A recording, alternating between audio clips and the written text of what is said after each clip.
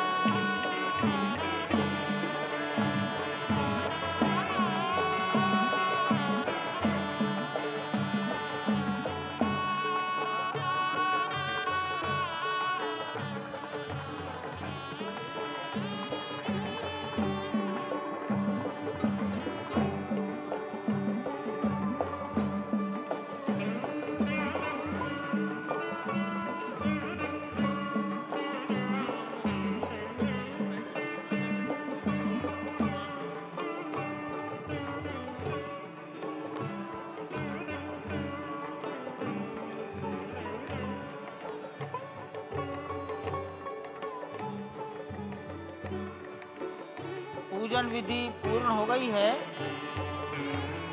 बाईं ओर से लोग निकल कर आ रहे हैं, यहाँ कुर्सियों पर बैठेंगे। इधर अंदर कुर्सियों पर बैठ जाएंगे। उधर से आना था, उधर से ही प्रवेश कर जाइए, सामने रास्ता खुला है। श्री राम राम रघुनंदन राम राम, श्री राम राम भरताग्रज राम राम, श्री राम राम रणकर्कश राम राम, श्री राम राम शरणं भव राम राम, श्री रामचंद्र चरणौ मनसा स्मरामि, श्रीरामचंद्र चरणौ वचसा गृह्णामि, श्रीरामचंद्र चरणौ शिरसा नमामि, श्रीरामचंद्र चरणौ शरणं प्रपद्ये। माता रामो मत्पिता रामचंद्रः, स्वामी रामो मत्सखा रामचंद्रः, सर्वस्वं मे रामचंद्रो दयालुर्नान्यं जाने नैव जाने न जाने। लोकाभिरामं रणरङ्गधीरं राजीवनेत्रं रघुवंशनाथं, कारुण्यरूपं करुणाकरं तं श्रीरामचन्द्रं शरणं प्रपद्ये। भगवान श्री राम की प्राण प्रतिष्ठा हो चुकी है। दर्शन कीजिए भगवान श्री राम का, जो कि राघव स्वरूप में इस वक्त आपके समक्ष सभी को दर्शन दे रहे हैं। रघुपति राघव राजा राम, पतित पावन सीताराम। राघव रूप में माँ कौशल्या के राघव, वही नाम जो माँ कौशल्या ने उन्हें दिया, उसी राघव को आप इस वक्त 5 वर्ष के बाल रूप में इस वक्त देख रहे हैं। अद्भुत छवि।